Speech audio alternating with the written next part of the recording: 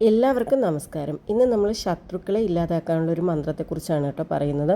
അത് വളരെ കഠിനമായ ഒരു മന്ത്രമാണ്. അതുകൊണ്ട് തന്നെ നമ്മൾ തമാശ രൂപേണ ഒരിക്കലും ഈ ഒരു മന്ത്രം ജപിക്കാനോ അല്ലെങ്കിൽ ഈ ഒരു കാര്യം ചെയ്യാനോ ആയിട്ടോ പാടില്ല കേട്ടോ. അത് വളരെയധികം നമുക്ക് ദോഷം ചെയ്യും.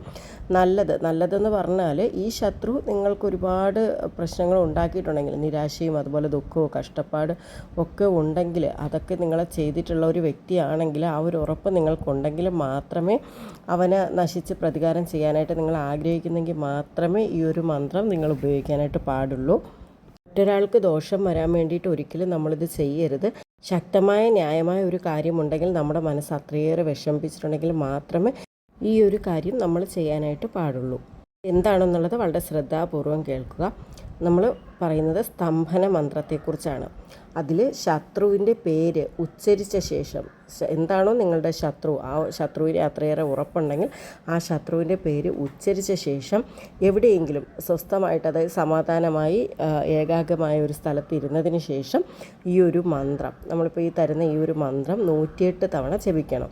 ശത്രുവിൻ്റെ പേര് ഉച്ചരിക്കുമ്പോൾ അവനെ നശിപ്പിക്കാൻ ഒരു അമ്പ് പോലെയാണ് ഈ മന്ത്രം നേരിട്ട് എറിയുന്നത്. ആരിൽ നിന്നെങ്കിലും അതിൻ്റെ സ്വാധീനത്തെക്കുറിച്ച് വാർത്ത ലഭിക്കുന്നത് വരെ എല്ലാ ദിവസവും ഈ ഒരു മന്ത്രം ജപിക്കണം. അതിനിങ്ങനെ ഒരു പ്രത്യേകമായ സമയമോ കാര്യങ്ങളോ ഒന്നും തന്നെ ഇല്ല. നിങ്ങൾ എപ്പോഴാണോ ശുദ്ധമായിട്ട്, അല്ലെങ്കിൽ രാവിലെയോ വൈകുന്നേരമോ എപ്പോഴാണോ നിങ്ങൾക്ക് സമയം കിട്ടുന്നത് ആ ഒരു സമയത്തിരുന്ന് മാത്രം, ആ ഒരു ശത്രുവിനെ മാത്രം, ആ ഒരു കാരണങ്ങൾ മാത്രമേ നമ്മൾ മനസ്സിൽ ഓർത്തിട്ട് ഈ ഒരു മന്ത്രം ജപിക്കാവുള്ളൂ. അപ്പോൾ ഇതാണ് ആ ഒരു മന്ത്രം. ഓം ക്രീം ഹൂം ക്രീം സർവ് ശത്രു സംബിനി ഹോർ കാലികായെ ഫഡ്. അപ്പോൾ ഇതാണ് ആ ഒരു മന്ത്രം.